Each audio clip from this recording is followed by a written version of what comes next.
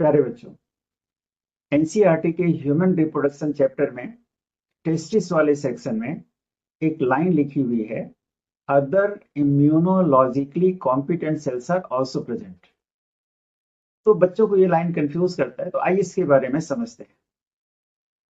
बेटा, ये जो सेल होते हैं जो टेस्टिस में इंटरस्टिशियल स्पेस के अंदर होता है, जहां पर लेडिक सेल प्रेजेंट होते हैं, है ना, इंटरस्टिशियल सेल जो एंड्रोजन हार्मोन सिक्रीट करता है, उसी के साथ उसी कॉन्टेक्स्ट में लिखा हुआ है कि other immunologically competent cells are also present in this space. तो ये सेल एक्चुअली लिम्फोसाइट्स होते हैं और फैगोसाइट्स होते हैं।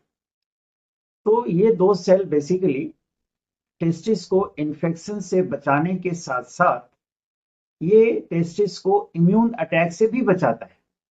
टेस्टिस में एक्चुअली ये स्पर्म को इम्यून अटैक से बचाता है। वो कैसे? तो देखो कि स्पर्म जो होता है ना, वो जेनेटिकली बॉडी के दूसरे सेल से डिफरेंट होते हैं, क्योंकि बॉडी के दूसरे सेल्स जो है वो डिप्लॉयड है और स्पर्म जो है वो हैप्लॉयड है, तो जेनेटिकली डिफरेंट हो गया। अब स्पर्मेटोजेनेसिस का प्रोसेस शुरू कब होता है? ये प्यूबर्टी से शुरू होता है और प्यूबर्टी आने तक हमारा जो इम्यून सिस्टम है वो पूरी तरह से डेवलप्ड हो चुका होता है। तो इम्यून सिस्टम पूरी तरह से डेवलप्ड हो चुका होता है और बॉडी के सेल की उसे पहचान है। तो उसे पहचान है कि बॉडी के दूसरे सेल्स तो डिप्लॉयड होते हैं, लेकिन स्पर्म क्या है? हैप्लॉयड। तो वो इम्यून सिस्टम जो है स्पर्म पर अटैक करता है, अटैक कर सकता है।